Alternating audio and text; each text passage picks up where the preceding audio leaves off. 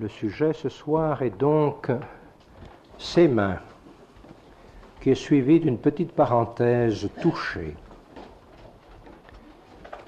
Et ceci alors appelle quelques explications. Parler des mains dans la parole. On pense aussitôt à celle de Marthe et son service. On pense à celle de Dorca et sa dextérité. On passe à celle de Paul et toute la suractivité.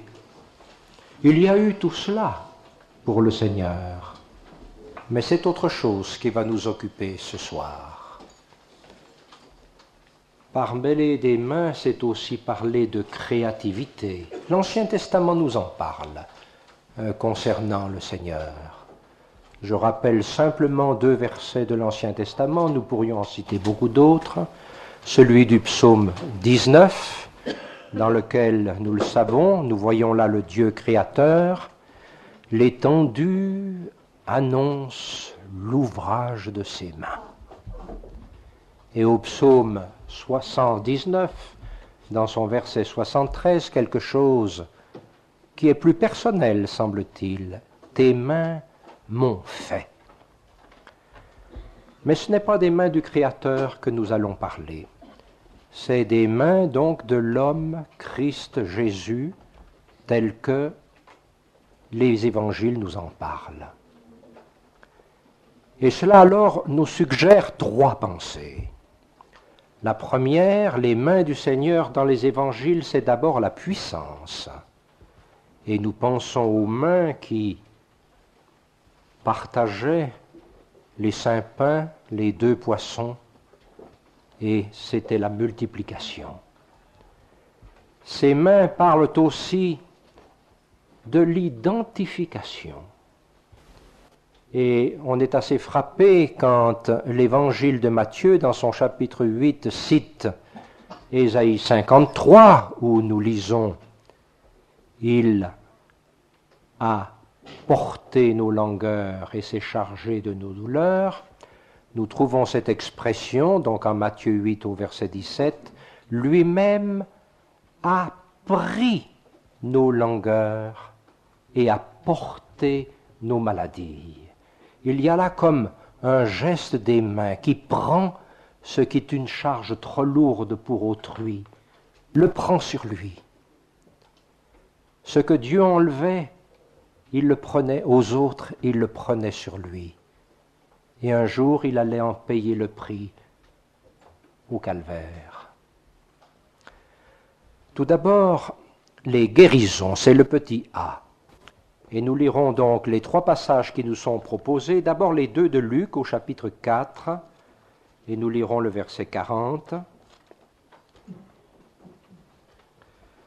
Et comme le soleil se couchait, tous ceux qui avaient des infirmes atteints de diverses maladies les lui amenèrent, et ayant imposé les mains à chacun d'eux, il les guérit. Est-ce que vous n'êtes pas frappé de plusieurs expressions? Le soleil se couche, c'est la fin d'une journée, d'un long travail. Tous ceux qui avaient des infirmes, atteints de diverses maladies, les lui amènent, ayant imposé les mains à chacun d'eux. On se représente cette longue file indienne, on en avait eu une tout à l'heure, ceux qui attendaient pour manger, en Somalie. Il y avait une colonne peut-être plus longue de ceux qui attendaient que le Seigneur les touche. Et ils étaient là, à chacun. Et 2 chapitres plus loin, au chapitre 6, que lisons-nous dans les versets 17 et 19 à 19, nous lisons ceci. Étant descendu avec eux, il s'arrêta dans un lieu uni afin que la foule de ses disciples et une grande multitude de peuple de toute la Judée et de Jérusalem et de la contrée maritime de Tyr et de Sidon, qui étaient venus pour l'entendre et pour être guéris de leurs maladies. Ceux aussi qui étaient tourmentés par des esprits immondes furent guéris. Et toute la foule cherchait à le toucher, car il sortait de lui de la puissance, et elle les guérissait tous, chacun tous. Nous sommes là, au début du ministère du Seigneur. Le Messie annoncé par les prophètes est là. Et il exerce vraiment son ministère dans l'esprit que les prophètes avaient dit. Il est bien celui qui guérit. Il est bien celui qui peut apporter du soulagement. Mais nous allons un peu plus loin sur le plan chronologique en Marc chapitre 6. Quelques jours, quelques semaines, peut-être davantage ont passé et chapitre 6 au verset 5, nous lisons ceci. Et il ne put faire là, alors auparavant, donc nous voyons celui-ci n'était pas le charpentier. Et alors ses frères et ses sœurs ne sont-elles pas auprès de nous? Et Jésus, ils étaient scandalisés en lui. Et Jésus leur dit, un prophète n'est pas sans honneur, si ce n'est dans son pays, et parmi ses parents et dans sa maison. Et il ne put faire là aucun miracle, sinon qu'il imposa les mains à un petit nombre d'infirmes et les guérit. Le moment vient déjà où, à cause de l'incrédulité, pas tellement du peuple, des siens, de ses proches déjà, il ne fit qu'un petit nombre de miracles. Et la suite de ce verset, le verset 6, vient nous étonner. Ils s'étonnaient de leur incrédulité et visitaient l'un après l'autre les villages à la ronde en enseignant. Est-ce que le Seigneur va être découragé par cette incrédulité? Absolument pas. Il visite les uns après les autres les villages à la ronde en enseignant. La persévérance du Seigneur malgré l'échec apparent. Nous allons maintenant entrer dans quelques cas spécifiques qui nous sont proposés. D'abord la belle-mère de Pierre, un seul verset dans Marc, chapitre 1, et au verset 30. Dans les versets donc qui ont précédé, comme nous le savons, le Seigneur était donc entré dans la synagogue aussitôt, nous est-il dit, il a guéri là quelqu'un, et au verset 30, nous lisons ceci. Or, plutôt verset 29, sortant de la synagogue, ils allèrent avec Jacques et Jean dans la maison de Simon et d'André. Or, la belle-mère de Simon était là, couchée, ayant la fièvre. Et aussitôt, il lui parle d'elle. Et s'approchant, il la fit lever et en la prenant par la main, et aussitôt la fièvre la quitta, et elle les servit. C'est un des tout premiers miracles. Et nous pouvons beaucoup l'aimer, ce miracle, parce qu'en quelque sorte, il réhabilite un peu ce que sont les belles-mères, le service rendu par les belles-mères. C'est une journée chargée aussitôt, 11 fois aussitôt. Et on se rend compte que chez Pierre, dont la femme ne nous est pas connue, sinon dans une salutation à la fin d'une épître de Pierre, c'est tout. La belle-mère avait sa place. Et quand, pour la première fois, semble-t-il, Pierre et André invitent le Seigneur à entrer dans leur maison, hélas, la belle-mère est au lit. Comment va-t-on recevoir le Seigneur? Elle a la fièvre, et Luc, qui est médecin, nous dit, attention, une grosse fièvre. On trouve ça dans Luc. Et que fait le Seigneur? Il aurait pu simplement, en entrant, lui dire, femme, lève-toi. Et la fièvre, dansant la fièvre, et la fièvre l'aurait quitté. Il y a 2 gestes de Jésus, et pas une parole. Le premier geste, nous l'avons dans l'évangile de Matthieu, se penchant sur elle. Et puis, plutôt dans l'évangile de Luc, s'étant penché sur elle, et ici, la prenant par la main. On voit vraiment le geste, le Seigneur traverse la maison, il s'approche du lit, il se penche sur le lit, qu'est-ce qu'il va lui dire?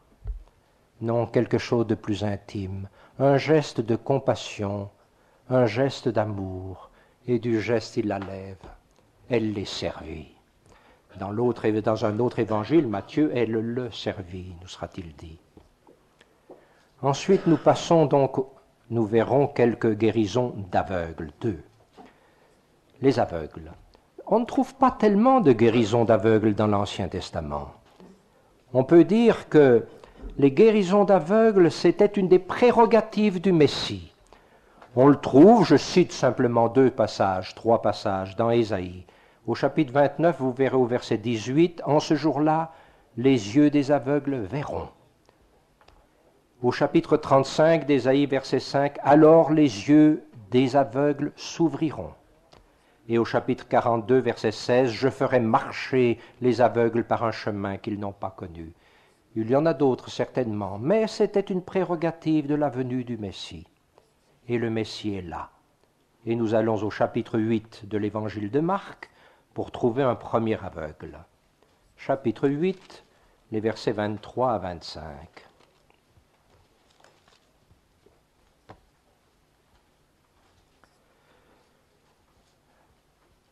22. Et il vint à Bethsaïda, et on lui amène un aveugle, et on le prie pour qu'il le touche. Et ayant pris la main de l'aveugle, il le mena hors de la bourgade, et lui ayant craché sur les yeux, il posa les mains sur lui et lui demanda s'il voyait quelque chose. Et ayant regardé, l'homme dit, « Je vois des hommes, car je vois comme des arbres qui marchent. » Puis Jésus lui mit encore les mains sur les yeux et le fit regarder. Et il fut rétabli, et voyait tout clairement. Et il le renvoya dans sa maison, disant, « N'entre pas dans la bourgade, et ne le dis à personne dans la bourgade. » Dans cette guérison d'aveugle, on est étonné par la difficulté apparente que le Seigneur a eue pour qu'il puisse enfin voir tout clair. Mais il y a quelques détails qui sont quand même bien touchants. Le Seigneur, puisqu'il était aveugle, a commencé par le prendre par la main. Et ils sont allés ainsi la main dans la main hors de la bourgade. Ce devait être quelque chose de nouveau pour cet aveugle, la main dans la main sortant de la bourgade. Puis le Seigneur lui crache sur les yeux, non pas pour l'aveugler davantage, c'était la salive du Messie, du Sauveur, de celui qui avait la puissance en lui. Après l'avoir craché sur les yeux, il pose les mains sur lui. Remarquons que le Seigneur pose souvent les mains sur l'endroit qui est malade. Il pose les mains sur lui. Ici, ce n'est pas tout à fait précisé, mais il pose les mains sur lui. Et alors, ah ben voilà, le miracle est accompli. Est-ce que tu vois quelque chose?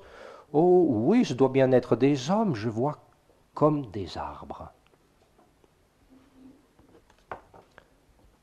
Voir les hommes comme des arbres, c'est bien un petit miracle, oui, mais pas un des plus grands. Le Seigneur ne s'en contente pas.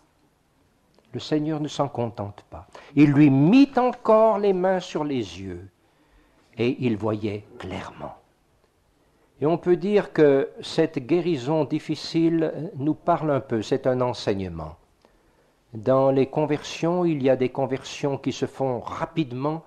Nous avons une Marie de Magdala délivrée donc de 7 démons qui aussitôt suit le Seigneur, et nous avons un Nicodème qui traîne. Et c'est à la fin de l'évangile de Jean seulement qu'on le retrouvera avec le Seigneur. Il en est ainsi quelquefois dans les vies de nos familles, de nos enfants.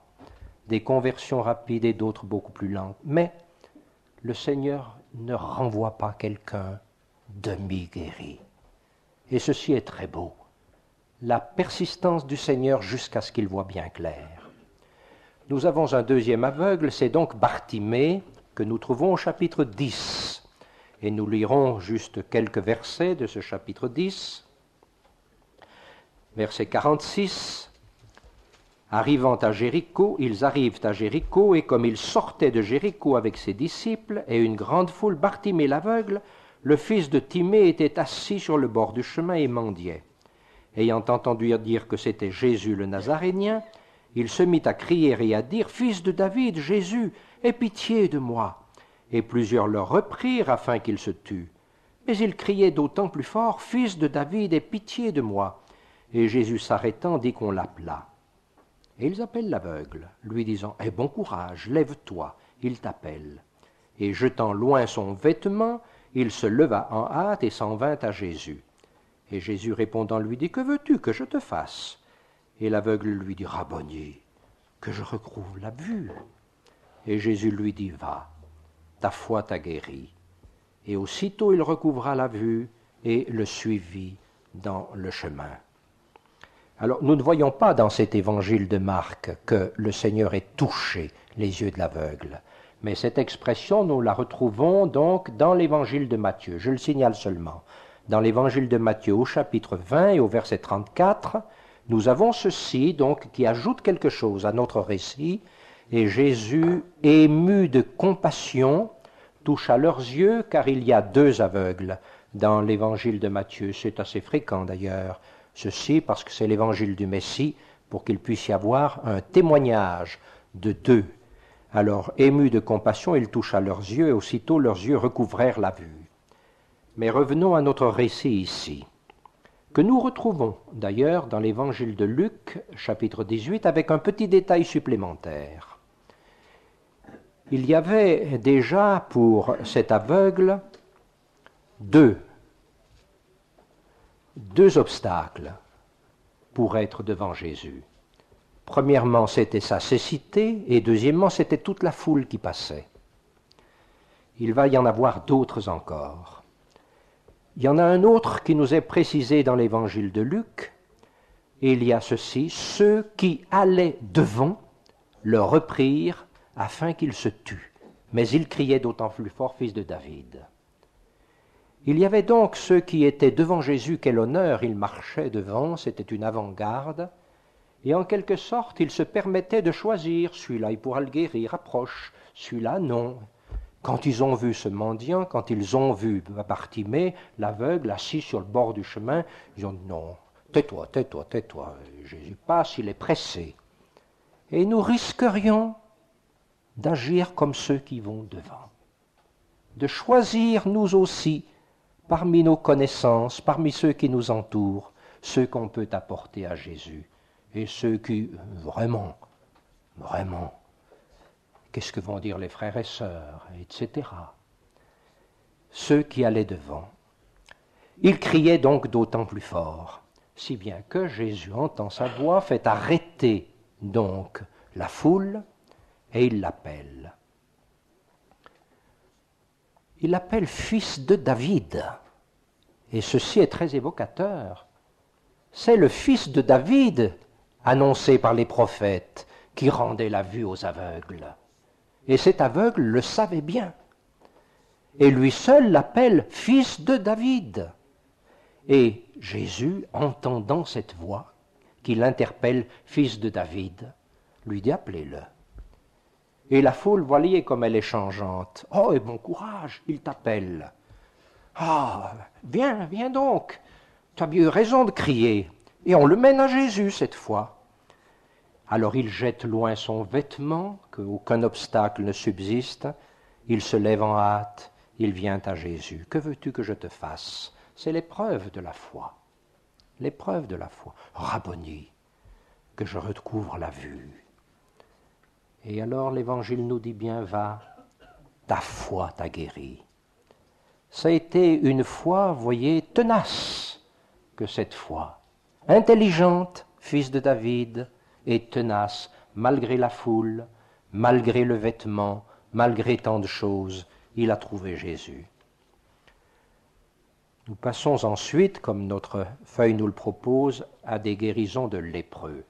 Nous ne parlerons que d'un seul. C'est celui de Marc 1, au verset 41.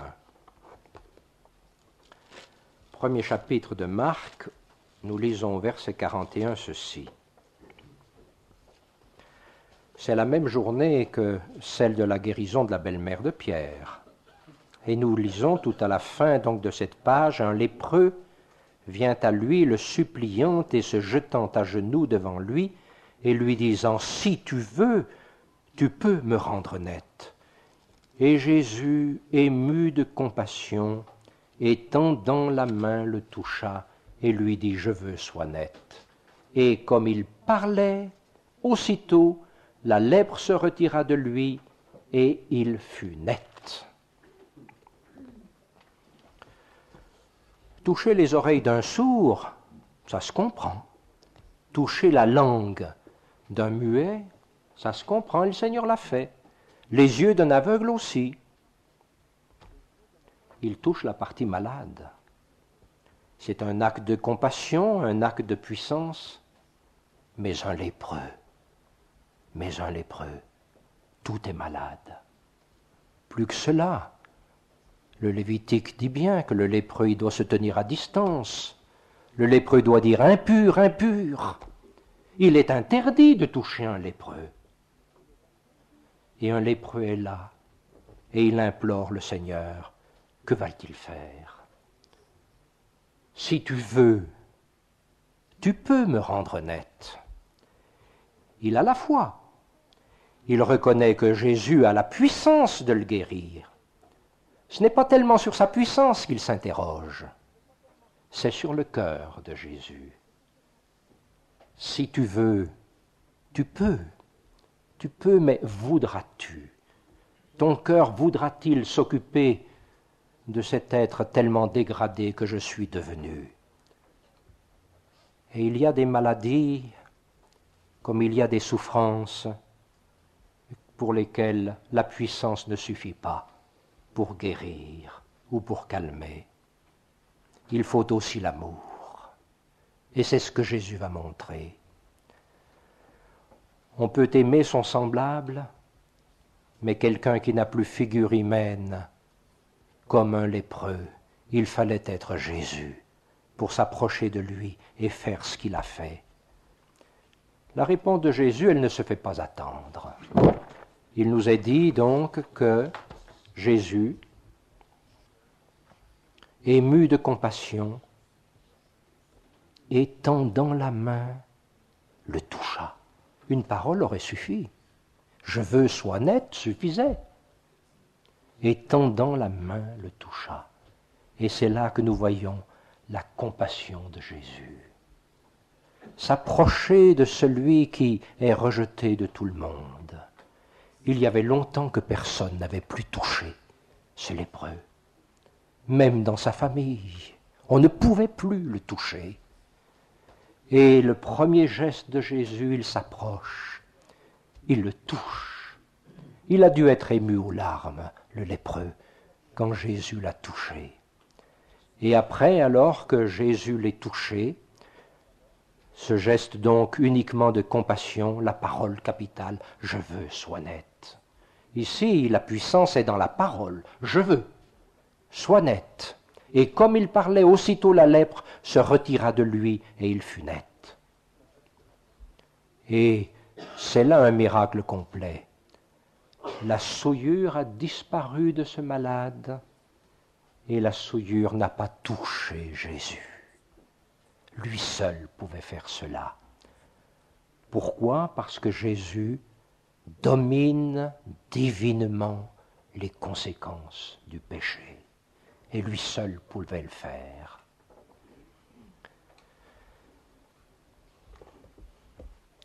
Jésus s'est intéressé à ceux qui étaient même au banc de la société, comme les lépreux. Il leur a apporté non seulement le salut, mais les compassions. Et cet exemple du lépreux est pour nous une grande leçon. Il va lui ajouter dans Matthieu, va, montre-toi au sacrificateur et offre le don que Moïse a ordonné pour que cela leur serve de témoignage. Nous en parlerons peut-être uniquement dans l'entretien. On nous propose aussi donc les 10 lépreux. Je n'en dirai pas grand-chose parce que ça reviendra dans un autre entretien et peut-être de tout à l'heure également, simplement pour dire que ceci, que ces 10 lépreux de Luc 17, dans les versets 12 à 19, où Jésus n'a touché personne, il leur a fallu partir sans être guéris sur la seule foi d'une parole. Allez et montrez-vous au sacrificateur. Et les 10 sont partis, donc il y a eu de la foi chez les 10. Mais en chemin faisant, les voilà qui sont guéris, tous les 10. La même foi donc? Pas tout à fait. Il y en a un qui dit, qu'est-ce que j'ai à faire au sacrificateur? Aussi longtemps que j'étais lépreux, il n'a rien pu faire pour moi. Que ferait-il maintenant? Il y en a un. Il y en a un à qui je dois la guérison, c'est Jésus. Et c'était un Samaritain. Il s'en retourne auprès de Jésus. Alors Jésus va ajouter quelque chose. Non seulement ton corps est guéri, il lui dit ta foi t'a guéri. C'est quelque chose d'avoir la guérison du corps, mais d'avoir, comme on peut le penser à travers ce miracle du Samaritain, celle du corps et celle de l'âme. À la fois, c'est beaucoup plus. Nous passons à l'enfant épileptique de Marc 9, les versets 17 à 27. Nous lirons à partir seulement du verset 21. Marc 9, verset 21.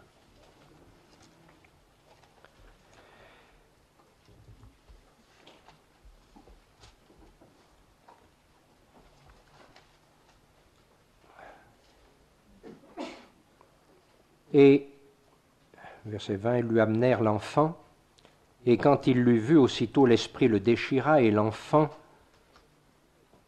tombant à terre, se roulait en écumant, et Jésus ayant demandé au père de l'enfant combien y a-t-il de temps que ceci lui est arrivé, il dit dès son enfance, et souvent il l'a jeté dans le feu, dans les eaux pour le faire périr, mais si tu peux quelque chose, assiste-nous, étant ému de compassion envers nous. Et Jésus lui dit, le si tu peux, c'est crois. Toutes choses sont possibles à celui qui croit. Et aussitôt le père de l'enfant s'écriant dit avec larmes, je crois, viens en aide à mon incrédulité. Et Jésus, voyant que la foule accourait ensemble, tensa l'esprit immonde, lui disant, esprit muet et sourd, je te commande, moi, sors de lui et n'y entre plus. Et ayant crié et l'ayant violemment déchiré, il sortit, et l'enfant devint comme mort, de sorte que la plupart disaient, il est mort. Et Jésus, l'ayant pris par la main, le redressa, et il se leva. La plupart des miracles que nous voyons ce soir se trouvent dans 3 évangiles. Celui-là aussi, d'ailleurs, nous le retrouvons donc dans l'évangile de Matthieu, au chapitre 17, et dans Luc 9. Ici, c'est la foi du Père qui est mise à l'épreuve, quand il implore les compassions de Jésus. Et la réponse de Jésus à cette foi du Père, c'est important. Voilà un enfant qui est incapable de raisonner. Il peut y avoir des situations où un être est incapable de raisonner. Et la foi du Père va lui être imputée. C'est un point important. Et comme parents chrétiens, n'oublions pas ce qui est arrivé, la réponse donnée à la foi de ce Père. Le si tu peux, c'est crois, lui dit répond le Seigneur.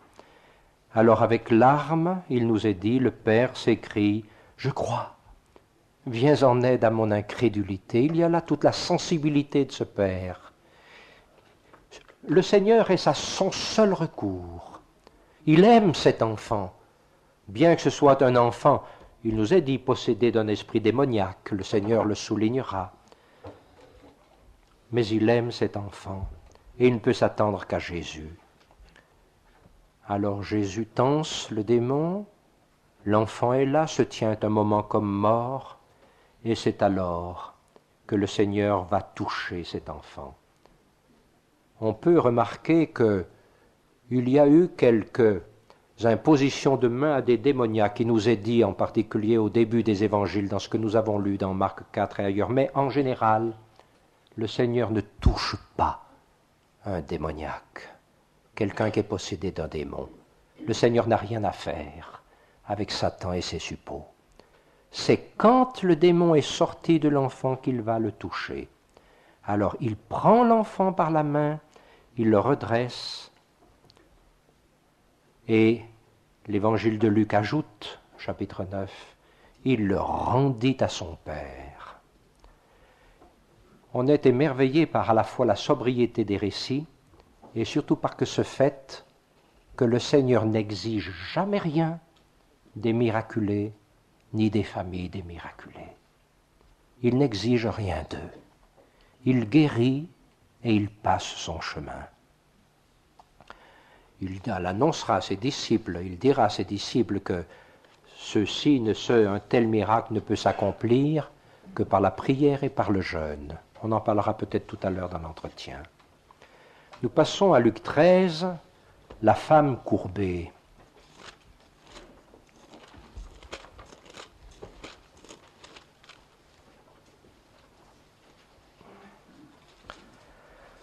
Les versets 11 à 13.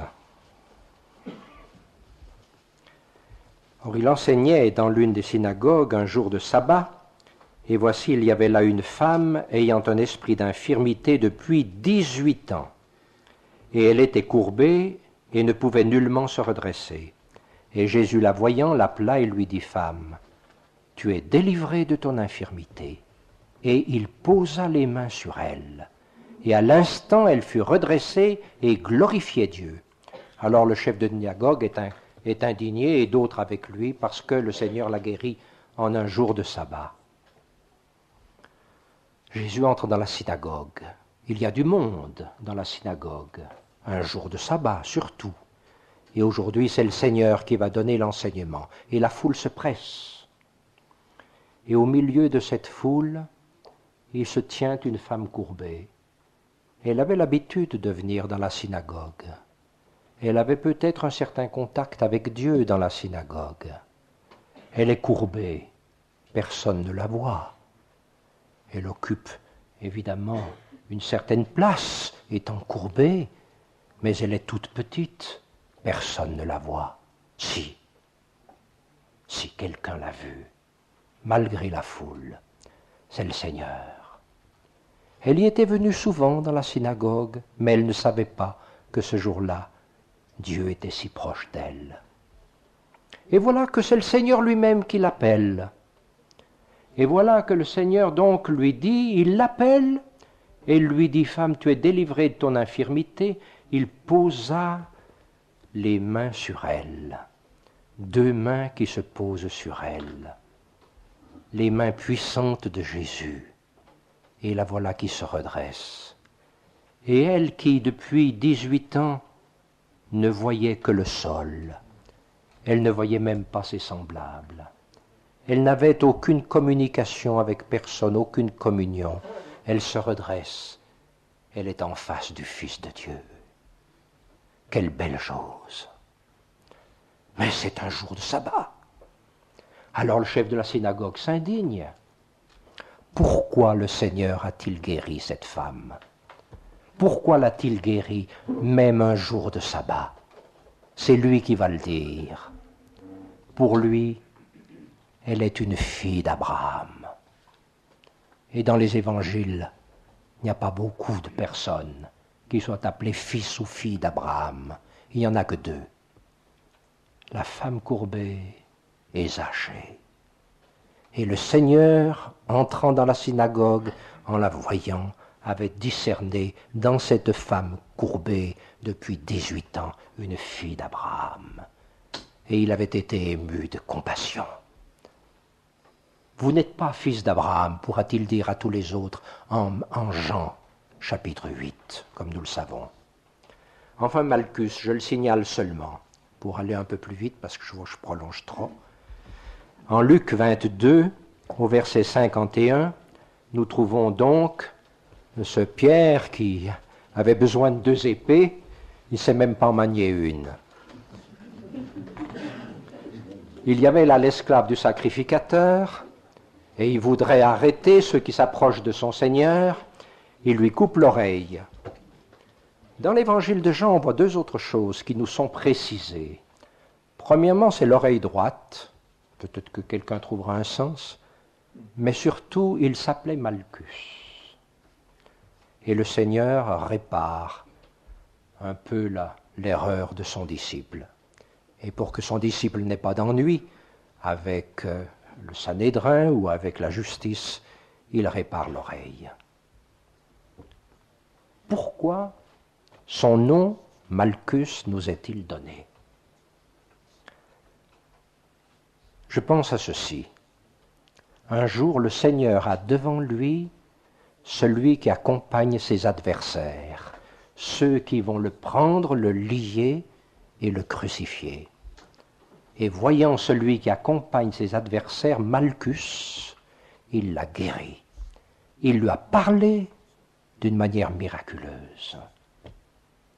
Un jour peut-être, il devra lui dire, Malchus, sors dehors, je ne te connais pas. Il y a des noms qui sont donnés. Le Seigneur l'a connu. Jean l'appelle par son nom. Et ce Malchus peut-être n'a pas été touché à salut par ce que le Seigneur a fait pour lui. Et ce miracle de Malchus nous interpelle tous. Nous passons donc aux résurrections. La fille de Jaïrus,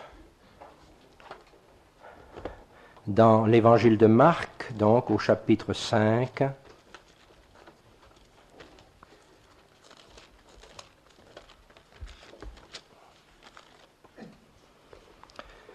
et nous lisons le verset 23, c'est un récit qui est bien connu, donc nous ne le lisons pas en entier. Marc 5, le verset 23. Un homme donc, le chef de synagogue nommé Jaïrus, vient, le voyant, il se jette aux pieds de Jésus, il le suppliait disant, « Ma fille est à l'extrémité, je te prie de venir et de lui imposer les mains afin qu'elle soit sauvée et qu'elle vive. » Et il s'en alla avec lui et une grande foule le suivit. Et puis nous voyons donc la femme qui avait donc une perte de sang depuis 12 ans, qui touche le bord du vêtement de Jésus, et Jésus s'arrête. Et cette femme, il dit que la puissance est sortie de lui, et puis cette femme va confesser que c'est elle qui l'a fait, et il va lui dire, ta foi t'a guéri. Sur ces entrefaites, les hommes viennent et ils disent à Jaïrus, mais de sa maison, ils lui disent, mais pourquoi tourmentes-tu le maître? Ta fille est morte. Et Jésus quand même continue son chemin. Et nous lisons au verset 41. Le Seigneur est donc arrivé à la maison, il entre dans la pièce, uniquement avec père, mère et 3 de ses disciples, et ayant pris la main de l'enfant, il lui dit « Talitha Kumi », ce qui interprété est « Jeune fille, je te dis, lève-toi ». Et aussitôt la jeune fille se leva et marcha, car elle avait 12 ans. Et ils furent transportés d'une grande admiration.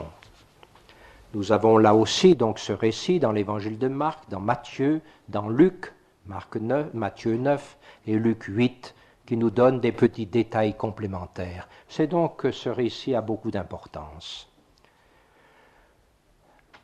Le chef de synagogue a simplement dit à Jésus, viens lui imposer les mains, afin qu'elle soit sauvée. Et il se passe une chose très belle, il s'en alla avec lui.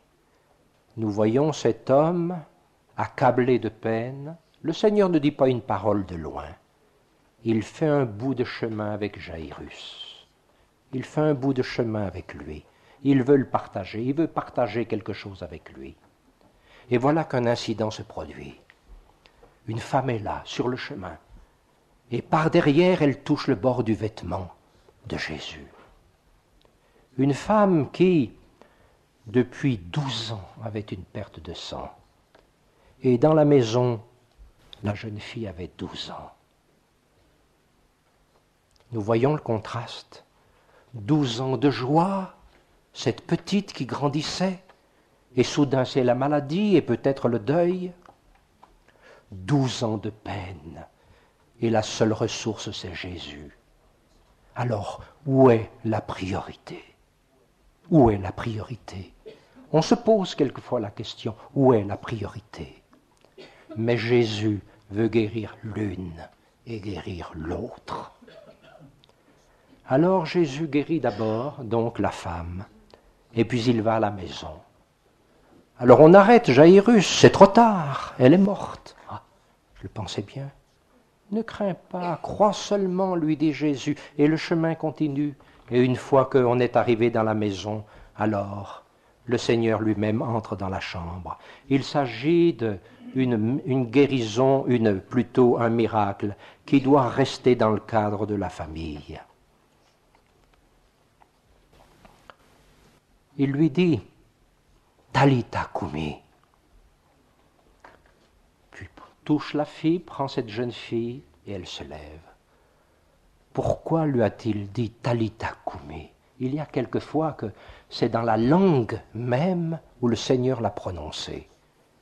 Je pense, quant à moi, que c'était la langue que les parents comprenaient et que le Seigneur voudrait que nous la comprenions aussi.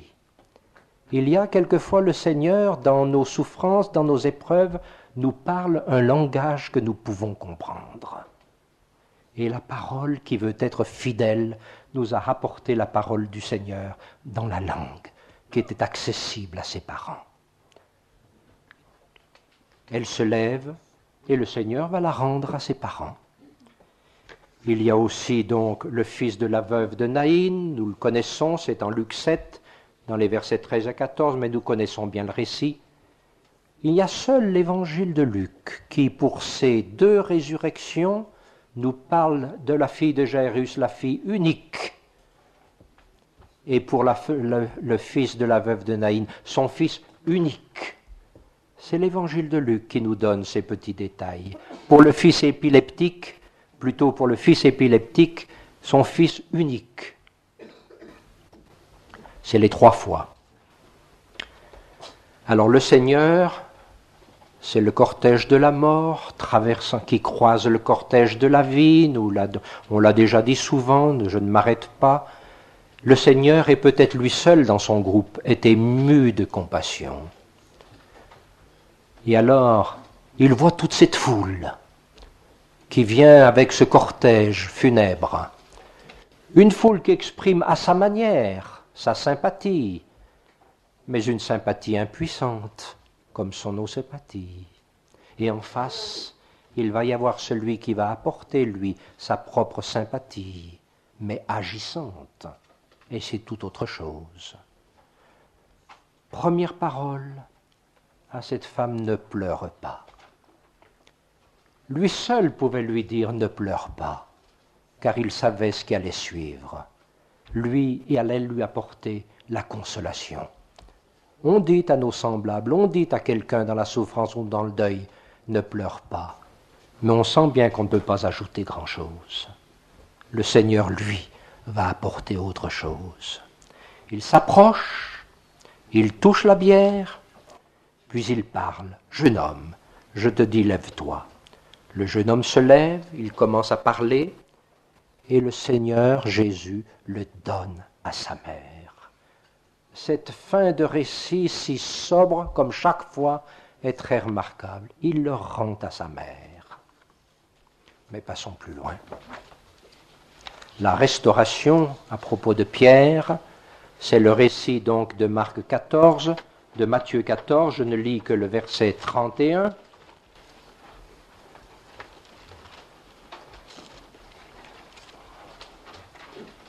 Matthieu 14, le verset 31.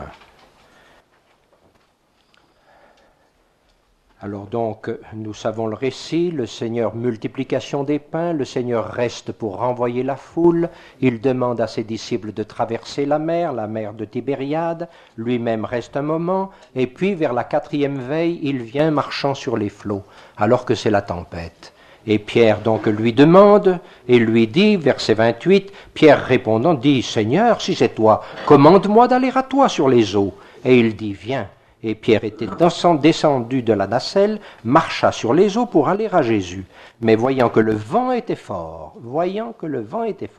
il eut peur et comme commençait à enfoncer, il s'écria, disant, Seigneur, sauve-moi.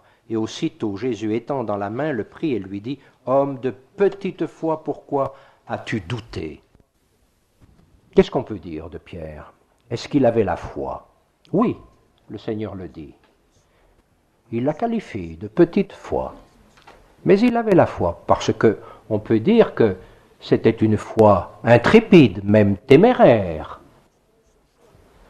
Mais Pierre était coutumier de cela. Et s'il veut aller à Jésus, et nous ne disons pas c'est une folie, parce que également au bord du lac de Tibériade, après la résurrection, quand il saura que c'est le Seigneur qui est là sur le rivage, il fera la même chose, il va aller au-devant de Jésus.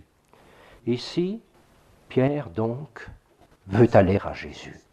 Et Jésus lui dit viens. Mais à partir du moment où Jésus a dit viens, il s'agit d'obéir. Et ce n'est pas le plus facile. Et nous assistons à un tableau remarquable. Alors que les disciples se serrent dans la barque, puisqu'elle était ballottée par les flots, Pierre enjambe une jambe sortie hors de la barque. Et puis, dans la nuit, malgré la tempête, comme on a pu l'écrire, il prend appui sur l'eau, il sort la deuxième jambe, il marche, et ça va. Jusqu'à 2 pas, 3 pas peut-être de Jésus, pas plus. Il le voit déjà, il le touche presque. Et puis là, voilà, il regarde la violence du vent. Homme de petite foi, pourquoi as-tu douté? Oui, de petite foi, mais et les autres? Oh, la plupart d'entre nous, on serait restés serrés dans la barque, on n'aurait pas fait le geste de Pierre. Alors, avons-nous même une petite foi? Je parle des bénédictions maintenant, simplement je le laisse plutôt pour l'entretien. Donc la bénédiction des petits-enfants dans Matthieu 19 et dans Marc 10 et 9, nous en parlerons dans l'entretien. Je pense à encore un verset, nous le verrons peut-être dans l'entretien, Jésus écrivant sur la terre. On trouve ça dans Jean 8. Il écrivait sur la terre et il est dit là, il y avait tous les détracteurs de cette pauvre femme, ceux qui se retirent de moi seront écrits sur la terre, lisons-nous dans Jérémie 17. Jésus écrivant sur la terre les noms de ceux qui se retirent de lui. Nous passons à l'autre chapitre donc qui est les mains percées.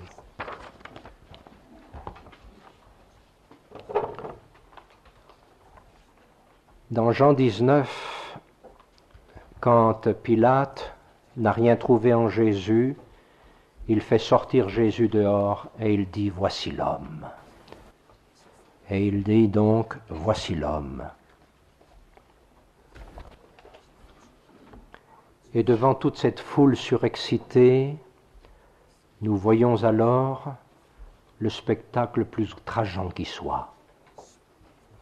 Nous avons Jésus qui a été fouetté, Jésus à qui on a craché au visage sortant dehors, son visage encore blessé par la couronne d'épines, tout maculé par les crachats, par le sang de la couronne, dépouillé de son vêtement.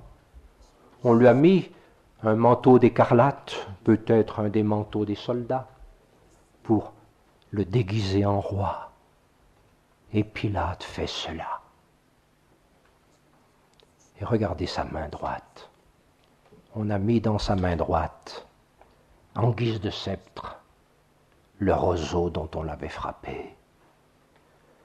C'est une scène insoutenable que celle-là. On a fait cela de notre Sauveur. Les hommes ont fait cela. Un roseau dans sa main droite. Quand on voit dans l'Apocalypse que la cité sera mesurée, il nous est dit qu'elle sera mesurée au roseau. On peut dire que pour chaque injure et pour chaque souffrance, il y aura une part équivalente de gloire dans la cité. Ensuite, il sortit portant sa croix. Les mains donc, qui ont tenu le sceptre, le roseau, sont chargées de porter l'instrument de son supplice. Il sortit portant sa croix. Puis les hommes vont percer ses mains.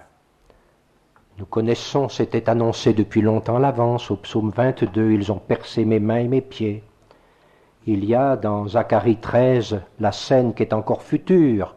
Quand le Messie apparaîtra, donc dans le millénium, on lui dira quelles sont ces blessures à tes mains. Il dira celles dont j'ai été blessé dans la maison de mes amis. La maison de mes amis. On sait combien l'hospitalité est quelque chose d'important en Orient. Dans la maison de mes amis, mes mains ont été blessées. Nous lisons en Ésaïe 49 au verset 16, Cela concerne Sion, mais nous pouvons l'étendre à notre Seigneur. Mais moi, je ne t'oublierai jamais. Voici, je t'ai gravé sur la paume de mes mains. Je t'ai gravé sur la paume de mes mains. Et quand le Seigneur, les mains blessées, les mains percées, les pieds percés, ne pouvant plus bouger, aura terminé, aura passé, franchi les heures de ténèbres, et que le jour se lèvera, la dernière parole qu'il prononcera sur la croix, Père, tu vois mes mains percées. Père, entre tes mains, je remets mon esprit. Ce sera sa dernière parole, puis il expira, nous dit la parole. Et les dernières paroles de Jésus ressuscité, il y a eu, avant la nuit même où le Seigneur a été livré, le pain que ses mains ont pris, il l'a rompu, le dernier soir avec ses disciples. Il renouvelle le geste chez les disciples d'Emmaüs, et il nous est dit, leurs yeux furent ouverts. Les mains sont désormais les mains percées, ils l'ont reconnu peut-être, à cela, les mains percées, et ils courent à Jérusalem. Et le Seigneur se trouve au milieu des 12 des disciples qui étaient rassemblés là. Et quelle est donc sa première parole? Il leur donne, donc il leur dit « Paix vous soit », et disant cela, il leur montra ses mains. Dans les évangiles, Matthieu et Marc, il leur montra ses mains et ses pieds, je crois. Mais dans l'évangile de Jean, ses mains et son côté. Il n'y a que Jean qui dit cela. Pourquoi dans l'évangile de Jean? Jean a été le seul témoin oculaire du côté percé. Et là, il a vu et il a cru. Il le dit dans son évangile. Celui qui l'écrit a vu et a cru. C'est là que vraiment il a compris le sens de l'œuvre de la croix. Le sang qui expie, l'eau qui purifie. Et dans son évangile, il dit ses mains et son côté. C'est important. Le côté duquel, du Sauveur duquel, le sang qui purifie, qui expie nos péchés est sorti. Et le Seigneur, enfin, dernière scène, à la fin de l'évangile de Luc, va conduire ses disciples jusqu'à Béthanie. Il lève les mains en haut, il les bénit. Et il arriva qu'en les bénissant, il fut séparé d'eux et fut élevé dans le ciel. Le dernier geste que les disciples ont vu de Jésus quittant la terre étaient ses mains bénissantes, des mains qui restent percées, mais il les bénissait. Un jour, quand nous verrons le Seigneur face à face et que nous le verrons pour l'éternité, ce sont des traces de son passage de la terre qui subsisteront. Tout ce qui concerne la terre nous concernant aura disparu. Il n'y en aura plus aucun souvenir. Dans le ciel, il n'y aura que ce souvenir d'un Christ qui a souffert et qui est mort, dont les hommes ont percé les mains, et ses mains restent percées. Que ceci nous rende attentifs au prix que nous avons coûté à notre Seigneur.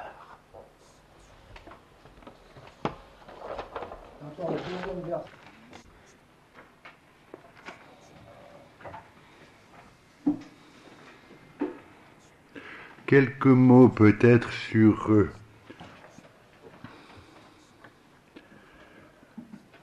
la belle-mère de Pierre. Dans Marc au chapitre 1, verset 31, juste quelques mots à ajouter, en pensant d'abord au premier verset de cantique que nous avons chanté. Ta divine tendresse, Jésus, puissant berger, m'entoure en ma détresse, m'abrite du danger. Sur ton cœur tu me portes, faible et souvent lassé, tes mains douces et fortes me tiennent enlacé. Et on voit, comme notre frère l'a dit tout à l'heure, deux gestes touchants qui ont été faits. D'abord, il se penche sur elle, et puis après, il lui prend la main. Et alors, il y a cette divine tendresse du Seigneur. Est-ce qu'elle ne nous parle pas à nous quand on va voir des malades ou qu'on voit des gens dans la souffrance? On a son esprit qui nous remplit de ce qu'il est, qui nous transforme progressivement à son image. Comment faisons-nous? Et j'ai expérimenté ça de deux façons différentes. D'abord en étant malade, et parfois très malade, de ce que ça peut faire de quelqu'un qui vient à côté de nous, qui au lieu de nous parler, de nous lire peut-être le psaume 119, nous prend la main, sans dire un mot. Et ça, c'est le Seigneur qui nous le montre. Et puis d'autre part, pour moi-même, en allant voir quelqu'un il y a quelques mois, et peut-être en pensant à ce que le Seigneur a fait, c'est une personne terriblement malade. Et c'était une jeune dame, et je me suis dit, je ne peux rien lui dire, mais je n'ose pas lui prendre la main. Puis finalement, je l'ai prise, et c'était quelque chose d'extraordinaire, comme une paix qui venait sur son visage. Et je trouve que c'est tellement beau que le Seigneur nous apprenne à des fois établir autre chose que simplement des paroles, ou parfois les versets, c'est merveilleux parce qu'il nous parle tellement, la Bible nous parle tellement à certains moments. Rien que le psaume 23, tu es avec moi, même quand je passe par la vallée de l'ombre de la mort. Rien que ce mot, tu es avec moi. Mais un geste, cette communication intime peut parler tellement plus, sans une parole. Peut-être sur cette guérison d'un aveugle qu'on trouve dans l'Évangile selon Marc au chapitre 8, où Jésus a dû le toucher 3 fois, si on peut parler ainsi. Pendant des années, je n'ai pas compris ce qui se passait, parce que partout ailleurs, le Seigneur guérit instantanément ceux qu'il rencontre. Et ça, c'était un signe évident de la puissance du Messie. Là, pourquoi? Jusqu'au jour, je ne suis pas médecin, où j'ai lu un témoignage. Il y a quelques cas très rares connus de personnes qui semblent être aveugles dès leur naissance, il y a un défaut dans l'œil, que maintenant la chirurgie peut corriger. Et il y avait le témoignage d'une personne, d'une jeune femme qui avait passé d'un état de cécité totale à la vision. Après plusieurs années, elle n'avait jamais vu. Elle racontait ce qui s'était passé. Et c'est là que j'ai compris, quant à moi, ce qui s'est passé avec cet aveugle. Parce qu'elle disait, et c'est très juste, l'œil est un organe relativement grossier. On voit tout à l'envers. C'est le cerveau qui travaille les images. C'est le cerveau qui vous donne l'impression de profondeur, etc. Le cerveau fait, chaque fois qu'on voit une image, un travail fantastique. Eh bien, cette femme disait, quand j'ai vu, j'ai vraiment rien compris. Il a fallu des jours, des semaines d'apprentissage pour interpréter les images. Autrement dit, dans ce cas-là, le Seigneur a guéri l'organe, mais il a aussi guéri l'esprit, pour que cet aveugle puisse voir la personne du Seigneur, non pas comme un arbre, mais comme il était réellement.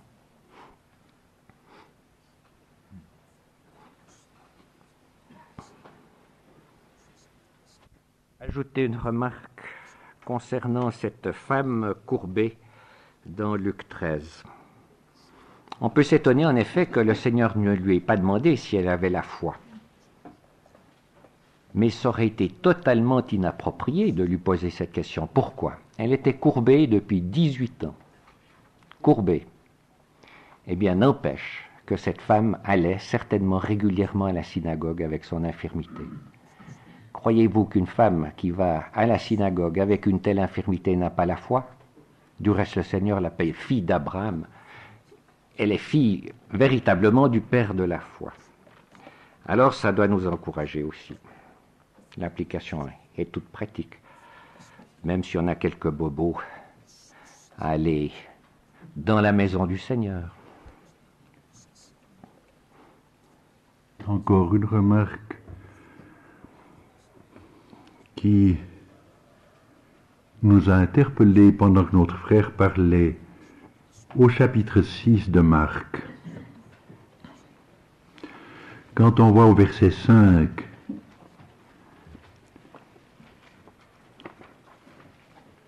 et il ne put faire là aucun miracle, sinon qu'il imposa les mains à un petit nombre d'infirmes et les guérit. Et il s'étonnait de leur incrédulité. Et alors notre frère a montré ce qu'on est étonné du verset suivant. Et c'est vrai. Et ils visitaient l'un après l'autre les villages à la ronde en enseignant. Cette persévérance du Seigneur. Et il m'a semblé, je fais un rapprochement avec la question que posaient les disciples dans Marc 9. Notre frère a dit qu'on pourrait revenir dessus dans la discussion. Marc 9, verset 29. Les disciples qui avaient été à la transfiguration, qui avaient vu le Seigneur sur la montagne, n'ont rien pu faire pour guérir ce malade, cet épileptique. Et c'est ce verset qu'on nous a souvent lu. Le Seigneur leur dit, cette sorte ne peut sortir en aucune façon, si ce n'est par la prière et par le jeûne. Est-ce que ça n'implique pas aussi une question de persévérance, d'aller jusqu'au bout, de continuer? Et puis le jeûne, on peut l'interpréter de différentes façons. Ça peut être le jeûne en ne mangeant pas, mais ça peut être surtout de se priver de tout ce qui peut diminuer notre contact personnel avec le Seigneur. Ça peut être n'importe quoi pour qui que ce soit d'entre nous. Jeûner, c'est tout ce qui se met sur le chemin, qui se place entre, c'est éliminer par la puissance de l'Esprit tout ce qui se place entre le Seigneur et nous. Et alors, de telles choses ne s'obtiennent que par la puissance et par le jeûne. Et tous, dans nos familles, on a des prières qu'on fait depuis quelques années, peut-être depuis 10 ans, depuis 20 ans, pour quelques membres de notre famille acceptent le Seigneur comme leur sauveur. Et on arrête des fois, on ralentit. Mais il faut cette persévérance. Et il faut peut-être, on accepte trop facilement, on se dit, ben Seigneur, c'est quelqu'un de si proche de moi, il ne t'a pas accepté. On baisse les bras. Et ça, c'est tellement grave. Et ce qui m'a ému quand Pierre a parlé, c'est de se dire, le Seigneur n'a pas baissé les bras. Puis réfléchissons ce soir à nos amis, à plusieurs personnes que nous connaissons, qui ne sont pas encore au Seigneur, peut-être à nos collègues de travail. Et à ce sujet-là, un dernier mot encore dans Colossiens, au sujet de la persévérance, ce verset qu'on connaît très bien, mais qui vaut peut-être la peine de reciter maintenant.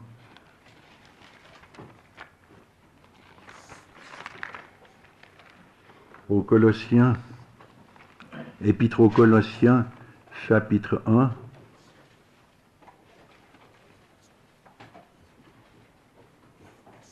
verset 10, pour que vous discerniez, pour toute patience, Constance, je vois où est-ce qu'il est, la puissance, sa force, pour toute patience, verset souligné.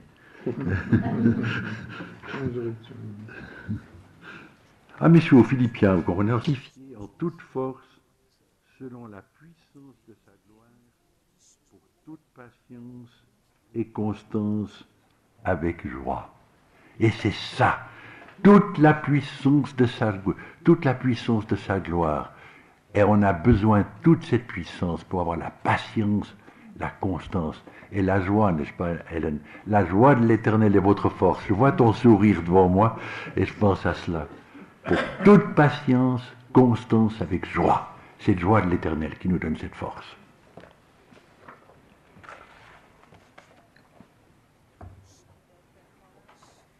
souvent que le Seigneur fait des miracles le jour du sabbat.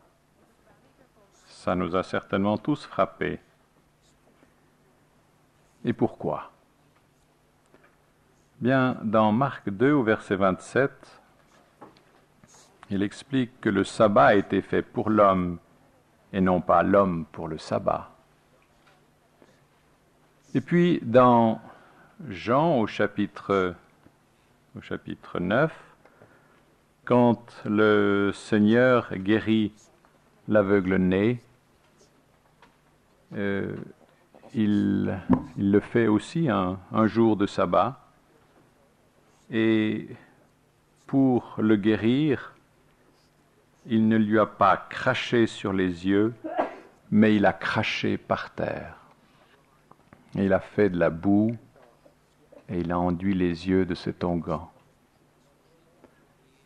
Il est intéressant de savoir que les pharisiens avaient établi des centaines de lois qu'ils appelaient des lois barrières. Il y en avait plus de 600. Et, par exemple, une de ces lois disait qu'un jour de sabbat, il ne fallait pas cracher sur le chemin, sur la poussière. On pouvait cracher sur un rocher, ça ne faisait rien. Mais si on crachait sur la poussière, on faisait de la boue, et faire de la boue, c'était du travail. Alors, on peut être aussi... il faut qu'on fasse attention de ne pas être pharisien.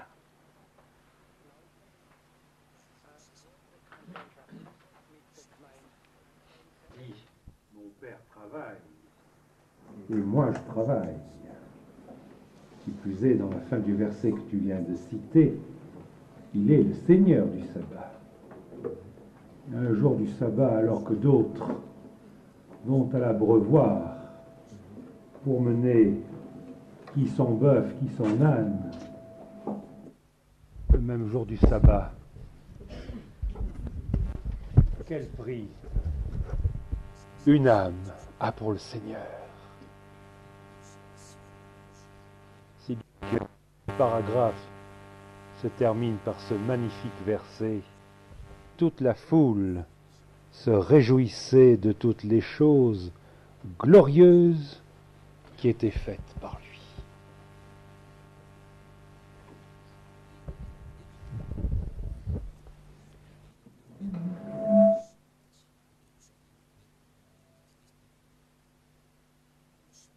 Les dispositions du cœur du Seigneur en présence de tous ces malades desquels il s'approche, étant ému de compassion, les touchant par la main, les prenant par la main.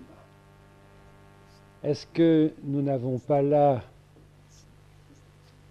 un exemple sans doute très difficilement à suivre, mais d'une manière générale, dans tous nos rapports avec nos semblables, et qui plus est, avec nos frères ou sœurs qui sont dans la peine, dans l'affliction.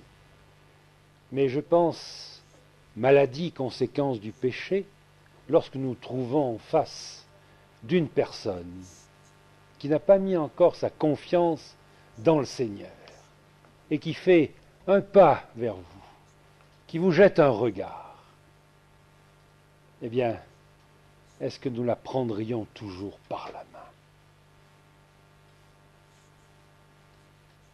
La tendresse du Seigneur.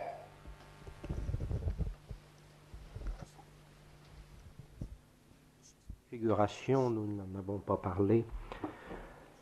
C'est l'évangile de Luc qui nous dit que les disciples donc se sont endormis.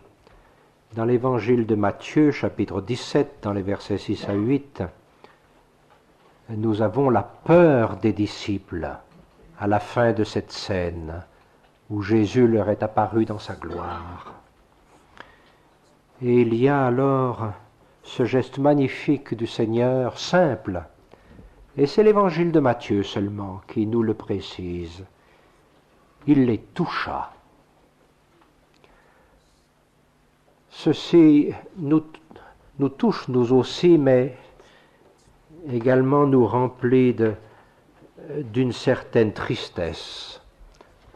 À ce moment-là, le Seigneur a dû toucher ses disciples comme il avait touché l'aveugle, comme il avait touché les malades, comme il avait touché le lépreux, avec le même geste de sympathie, si on peut dire, et de compassion.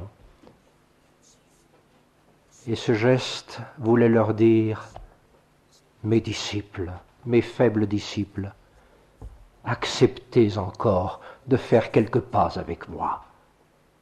J'ai besoin de vous. Il les toucha. Ils sont remplis de crainte. Il leur dit, allez, quelques pas encore. Il va y avoir un moment où il veut le laisser et tous ils vont s'enfuir. Mais il les toucha. Ils se lèvent et on descend de la montagne.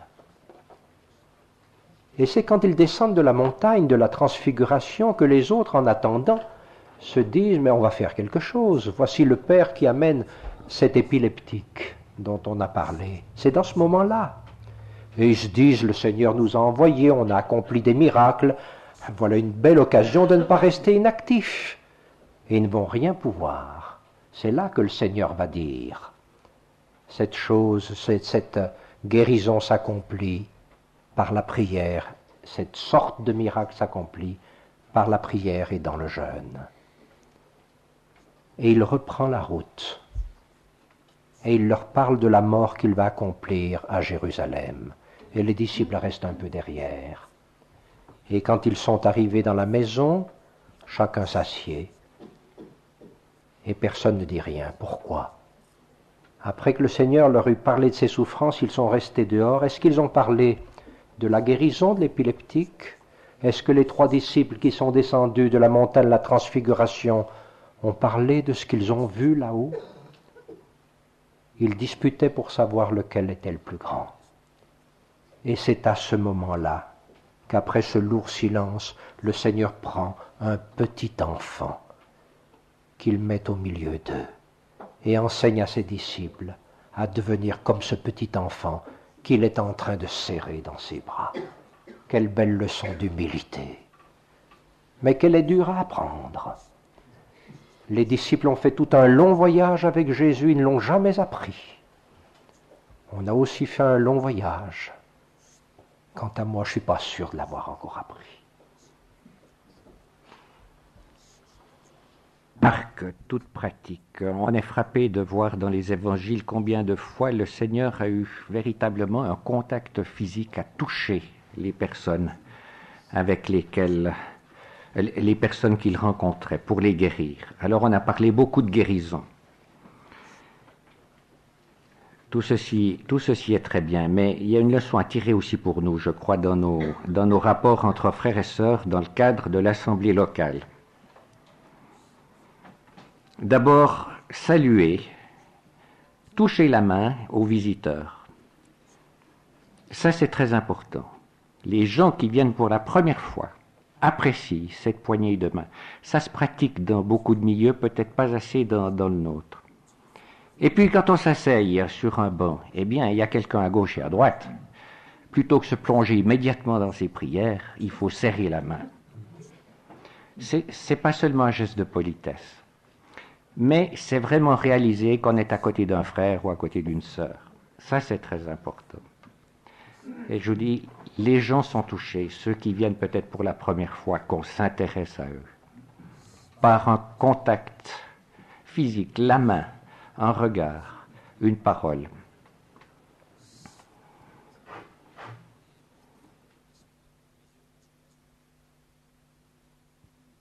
Nos mains pour aller vers un malade, accompagner quelqu'un par la main.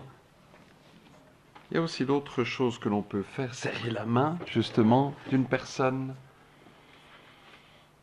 Et puis on peut aussi joindre nos mains. Et je dirais simplement ce verset que nous connaissons bien pour nous encourager à la prière, Philippiens 4, verset Verset 6, ne vous inquiétez de rien, mais en toute chose, exposez vos requêtes à Dieu par des prières et des supplications avec des actions de grâce.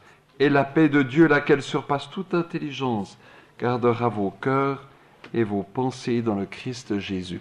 Les mains du Seigneur, elles sont au ciel. Mais nous sommes pleinement associés au Seigneur. Il nous a donné des mains. Qu'est-ce qu'on fait de nos mains?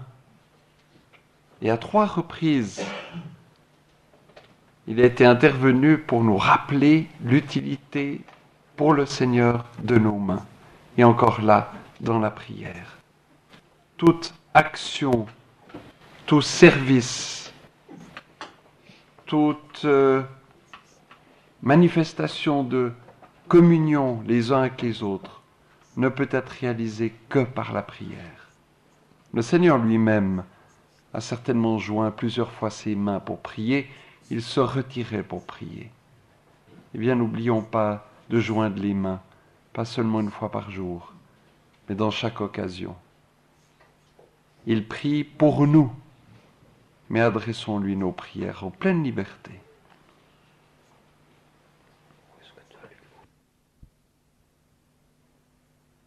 Il vient de nous être rappelé que les mains du Seigneur sont dans la gloire, sont dans le ciel.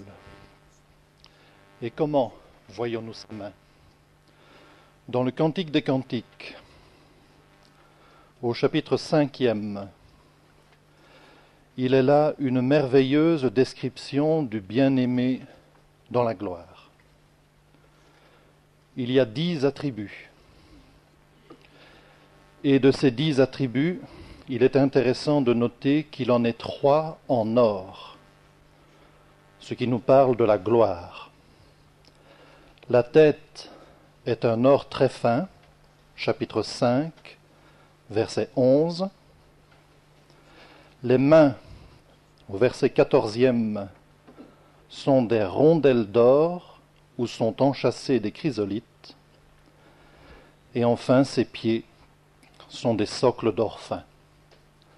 La tête, les mains, les pieds. Le niveau de la pensée, le niveau des actes, le niveau de la marche, tout est parfait dans cette description du bien-aimé. Mais si le Seigneur a utilisé ses mains pour se montrer ressuscité à ses bien-aimés, ici, les mains sont des rondelles d'or enchâssées de chrysolites. Et nous savons que le rond, le cercle, n'a ni commencement ni fin. Tel est l'amour du Seigneur. Pour chacun de nous, il n'a ni commencement ni fin. Il est le même, hier, aujourd'hui, éternellement. Mais dans tout cercle, il y a un centre.